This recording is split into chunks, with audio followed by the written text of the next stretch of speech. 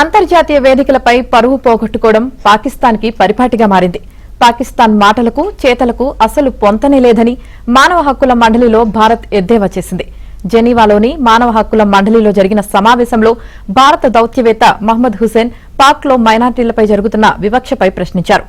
మానవ హక్కులపై పాకిస్తాన్ ఉపన్యాసాలు ఇస్తుందని, కానీ అక్కడి పరిస్థితి వాటికి పూర్తి విరుద్దంగా ఉంటుందన్నారు. తప్పుడు ప్రచారాలు చేసే బదులు స్వదేశంలోని మైనార్టీలపై జరుగుతున్న వివక్షపై పోరాడాలని హుసేన్ సూచించారు. India is steadfastly making efforts to ensure that fullest enjoyment of human rights by our people and to realize sustainable development. We must collectively reaffirm our commitment to the ideals of the VDPA. Mr. Vice President, we find it deeply ironic that a country with one of the world's worst human rights records seeks to lecture others.